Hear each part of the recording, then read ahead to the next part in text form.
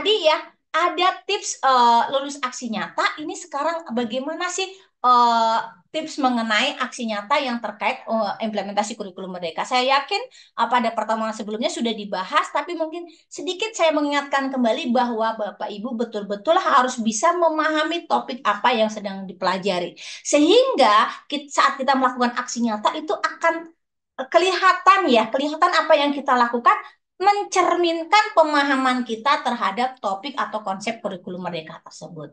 Jadi kita juga harus yang kedua harus mengidentifikasi kebutuhan-kebutuhan dan juga tantangan saat kita melakukan aksi nyata. Kita harus merekap dulu ya atau mendata, menginventaris apa saja yang akan kita butuhkan saat melakukan aksi nyata ini. Jadi dari panduan yang sudah kita print tadi kita akan identifikasi nih kita butuhnya apa aja. Kemudian kira-kira tantangan saat kita melakukan aksi nyata ini seperti apa. Jangan lupa Bapak Ibu, yang ketiga adalah pembentukan tim atau kelompok kerja. Kalau saya orangnya memang hobi banget, suka banget kalau kita bekerja bareng-bareng, bekerja bersama-sama. Kita sama-sama mau membuat aksi nyata tentang misalnya kriteria ketercapaian tujuan pembelajaran. Saya guru matematika, teman saya guru IPA.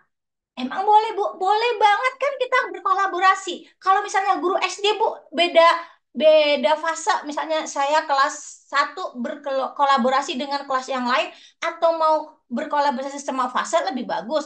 Kalau misalnya berbeda fase juga nggak apa-apa. Kenapa?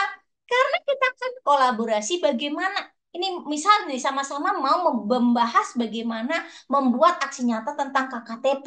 Maka kita bisa melihat sama-sama kita tularkan pemahaman kita, oh ini KKTP ini seperti ini, kalau rubrik ini seperti ini, kalau yang poin satu ini, oh kita, oke, ternyata kita sama-sama kepingin yang poin satu nih, misalnya, boleh, silakan buat buat teamworknya, buat tim kerjanya seperti apa, kemudian nanti saat misalnya saya melakukan aksi nyata di kelas, misalnya pengimplementasian, jadi tadi kolaborator atau teman kita bisa melihat, menganalisis seperti apa pelaksanaannya, bagaimana aksi kita di dalam kelas, kemudian bagaimana apa nanti di situ juga akan memudahkan kita. Dan jangan perlu diingat Bapak Ibu kan tadi kita harus membuat umpan balik. Di sini kita bisa banget dengan tim yang ada kita bisa saling memberikan umpan balik dan masukan tentunya. Kemudian yang keempat, buatlah perencanaan dan penyusunan aksi nyata itu secara detail sehingga nanti Bapak Ibu tidak lagi aduh apa yang mau dibuat ya, apa yang mau dibuat. Kemudian kita juga harus bisa meminta atau mencari dukungan dan keterlibatan kita dalam komunitas. Kita harus bisa melibatkan komunitas sekolah, orang tua, stakeholder dan lainnya. Karena terkadang umpan balik kita juga ada diminta dari orang tua atau dari masyarakat atau mungkin kita butuh teman atau komunitas ya yang untuk memberikan umpan balik aksi nyata yang telah kita lakukan. Jadi seperti itu Bapak Ibu mengenai ini ya. Jadi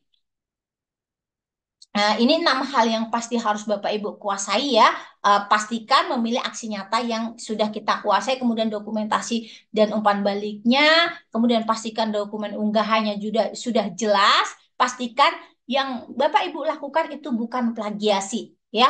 Jangan sampai ada yang copy paste dari apa yang ada di internet misalnya. Jadi jangan. Kemudian pastikan file yang terdokumentasi itu dengan baik dan pastikan sabar. Jadi ilmu sabarnya itu harus ditambah karena kita tahu ya validator itu jumlahnya berapa, kita guru jumlahnya berapa. Bapak Ibu semuanya saat ini kan lagi rame-ramenya pada mengunggah apa ya melakukan pelatihan dan juga pelatihan di pelatihan mandiri platform Merdeka Mengajar. Otomatis banyak sekali yang harus kalaulah misalnya satu orang membuat 10 aksi nyata validator kita 1 banding berapa. Jadi itu kita harus banyak sabar dalam apa ya menunggu sang kurator untuk memvalidasinya.